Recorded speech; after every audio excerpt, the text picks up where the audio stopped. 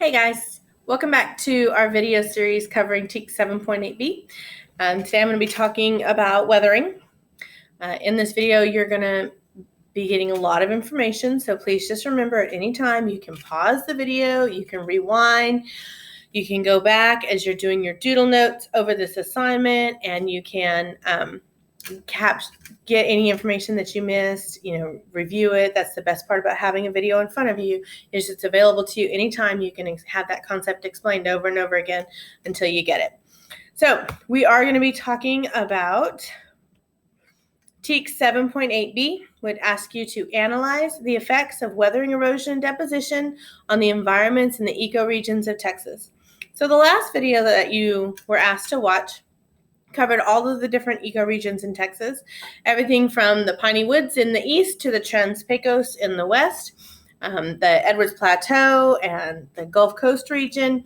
All of those environments in Texas are changing all of the time. The surface of our planet never stays the same. And so we're going to be looking at some of those forces that are changing the environment, changing the surface of our wonderful state, and how each of these areas, these ecoregions, is affected by weathering, erosion, and deposition. So by the end of this video, you should be able to describe weathering and differentiate between chemical and mechanical weathering. So there's two kinds of weathering that we're going to be covering. So first of all, what is weathering? Well, weathering is the breaking down of rock. That's it. That's all it boils down to. You take a big rock and you break it into two smaller rocks. Okay, that's weathering. Now, it happens through a whole lot of different processes.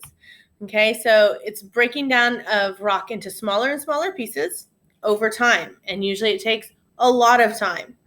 So see, this is Arches National Park in Moab, Utah, and this rock used to be solid. It used to be a complete big, huge, giant rock, and now it's been broken down into many, many smaller pieces, and it has these cool little cutouts in it. It's a beautiful place to go if you ever get a chance to visit. Notice this rock here. What do you think is going to happen to this one little piece of the cliff that's sticking off? Probably, eventually, it's going to fall off down into the ocean. Now, this used to be one solid rock, but through the process of wind, weather, waves, water, all of those forces acting on it, it's been broken down and moved. Okay, so it's been weathered down, and that weathering is the process of breaking down rocks into smaller pieces. So this is not the kind of weather where we're talking about storms and tornadoes. Weathering is breaking down of rocks. Now, weathering does not act by itself. It doesn't act alone. It acts usually in conjunction with two other forces. So we have weathering, which breaks down the rock. We have erosion, which moves the rock, and then deposition, which drops it into a new place. We'll cover erosion and deposition in another video. Y'all know I love my anchor chart, so I had to show you the anchor chart for weathering, erosion, and deposition. If you can just remember that weathering breaks it down, erosion moves it, deposition lays it down in a new place or drops it, then you'll be able to remember this concept really well. And I'm going to show you a video that's going to help you with this. This is a chant that you can learn that will help you remember weathering, erosion, and deposition. Here we go. This is a group of 6th graders showing off their stuff.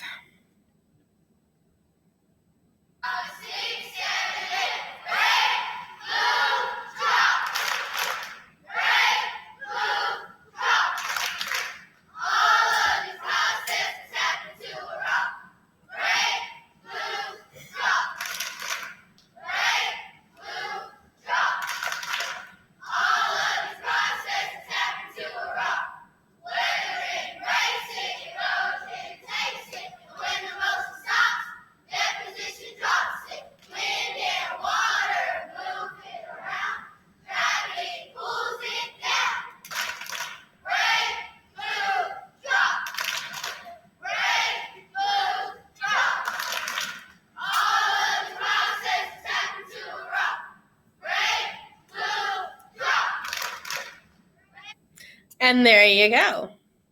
So they did an amazing job, and I dare you, any of you, to learn the chant, make a video of yourself doing the chant, and send it in to us. That would be awesome if you would do so. Anyway, so we're going to be looking at the two types of weathering. First of all, you have chemical weathering and mechanical weathering. Okay, now both of these processes end up breaking down the rock. Okay, that's what it is intended to do. And it just happens through two different kinds of mechanisms. So first of all, we have chemical weathering. Chemical weathering means it actually changes the chemical composition of the rock in some way. So it will never go back to being the same rock. It's actually chemically changing it. And it can be through the process of water, oxygen, acids, or lichens and mosses. Okay? Water is a slight acid, and that acid eats away at the rock and dissolves it. It actually carries it away. So this is really, it impacts certain kinds of rocks more than others. Limestone is a really great example of a rock that can get eaten away by water's acid and form caves. And that's the way most caves are formed. It's just the water eating away at the rock itself. Another way is through oxidation. Oxidation causes rust. So notice this iron chain over here. In the exact same process, the iron in these bigger rocks reacts with the oxygen in the air and turns to rust. And it gives it that beautiful red color. We have a reaction to other types of acids besides water, usually slightly stronger acids. And those acids can come from acid rain caused by cities and pollution. It can also be caused by plant acids. It can be caused by carbonic acids. There's different acids that form through other processes, and when they attack the rock, when they get close to the rock or get on that rock, they cause this like pitting. It looks very pockmarked. It's very clear signal that this rock has been exposed to some kind of acid, and that acid is breaking it down and changing the composition of the rock. It's eroding it, eating it away. And then the last kind of chemical weathering is through plants.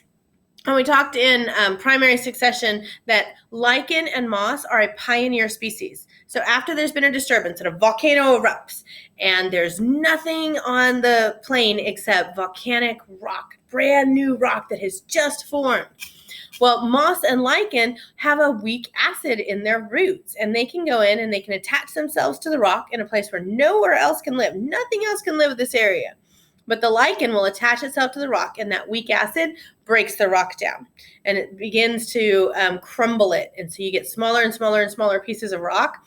Eventually that rock forms like a soil, and it mixes with the dead bodies of the lichen that has, gotten old and died and then been replaced, and that begins to form a soil that other species can live on.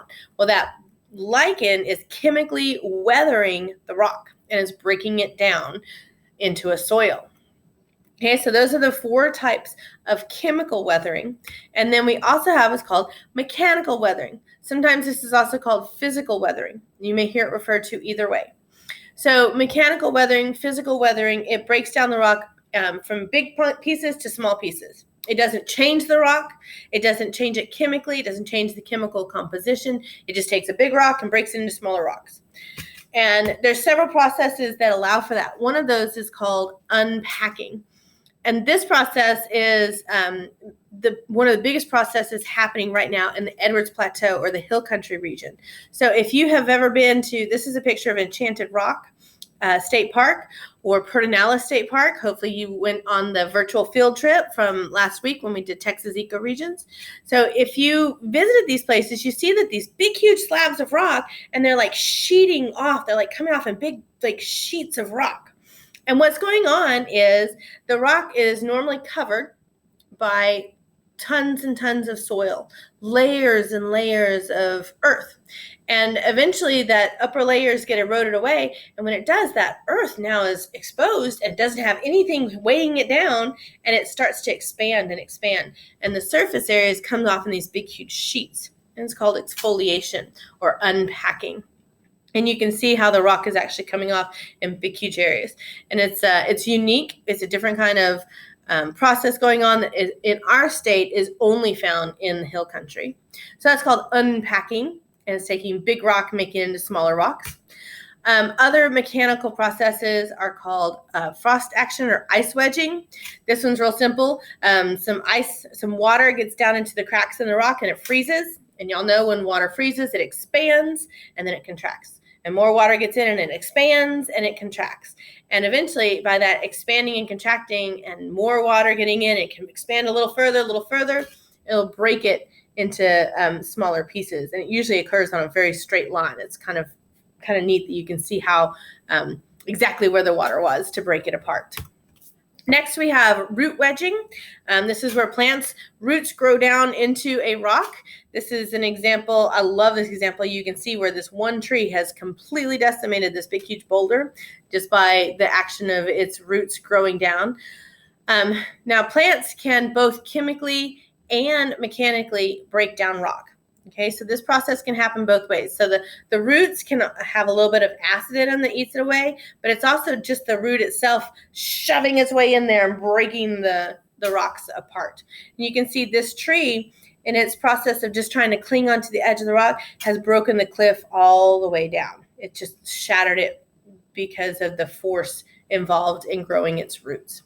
So that's root wedging. And the last one is just chemical change, temperature change, the heating and cooling of the earth. So it's hot during the day, it's cooler at night. The rock contracts during the day when it's really hot, it expands at night, and that constant opening and closing, expanding and contracting causes it to break.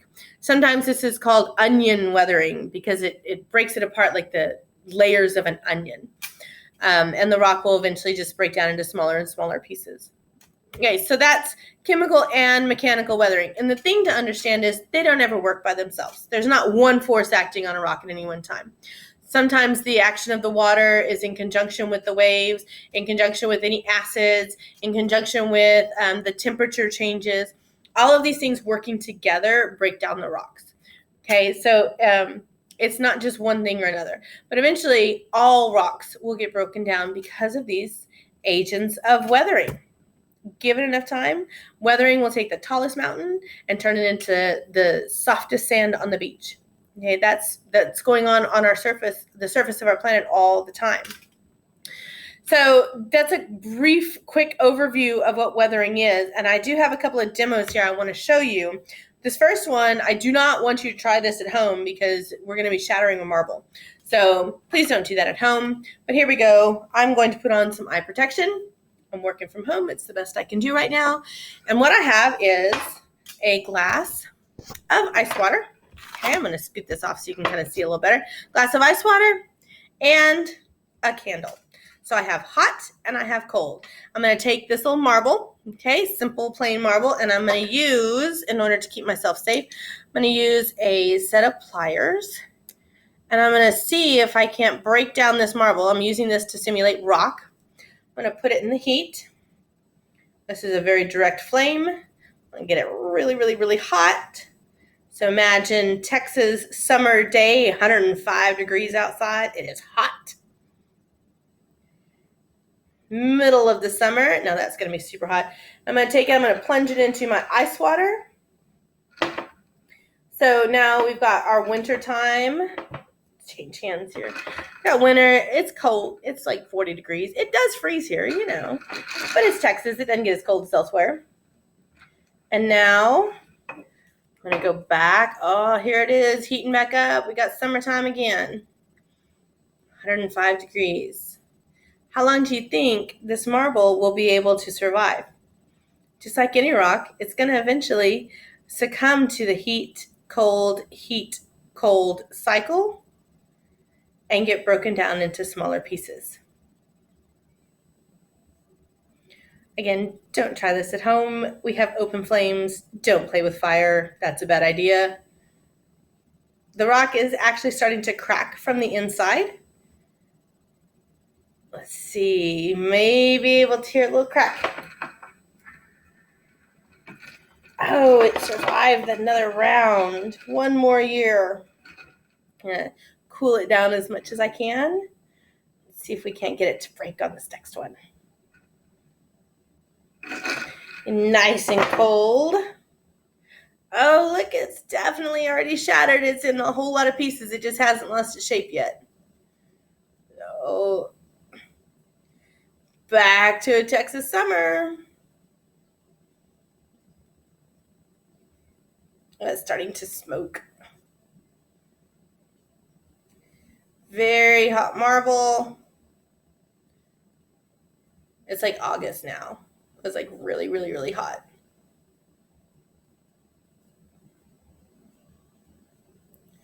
One more time, we're going to plunge it down into the cold ice water. Oh, did you hear it crack? Wow. Oh. I'm going to set these aside so I don't burn myself. And looky there. It's just shattered into little tiny pieces, which are sharp, so don't play with them. So that's one example of ice wedging in rocks. And there's one other experiment that you can do at home. Let's see. I actually have several different experiments that you can try. All of these have been posted up to your Google Classroom. One of them, though, in particular, you can make something that looks like this using sidewalk chalk and salt. Okay, so it's breaking down the sidewalk chalk, which is like a rock, and it actually can color up the salt and make a really cool little fun project for you to do at home. One other quick demo. I have a glass of water, okay, and I have a glass of regular vinegar. So this is the kind of vinegar that you would buy at the store. It's just plain white vinegar. Now this one you can do at home. And then I have some plain old sidewalk chalk. Now I've seen some pretty drawings that y'all are doing on the sidewalks out here. So I'm going to use this sidewalk chalk. I'm going to take this one and I'm going to drop it in my plain deal of water. And you'll notice not much happens. Eventually it would. Eventually you'll be able to break it down, but it's not going to do it very quick. But vinegar is acetic acid. So let's see what happens when I break it, when I put this in the vinegar. Oh, look at it starting to fuzz. Because it is an acid, it has bubbles and it's breaking down way fast. Oh, look at it breaking down that yellow. It'll turn my water yellow here in a minute. And that's just plain old vinegar that you can use at home. So try some of these. There's some really fun ones. You can freeze eggs and you can figure out ways to use chocolate. And some of these experiments allow you to do a lot of really neat things to experiment with breaking down of rocks. Okay, so again, rewind this video as many times as you need to. You will be asked to do one set of doodle notes over the content of the video. And we're focusing on telling the difference between chemical and mechanical weathering. Okay, let Ms. Kohler know if you have any questions. We'll see you on the next video.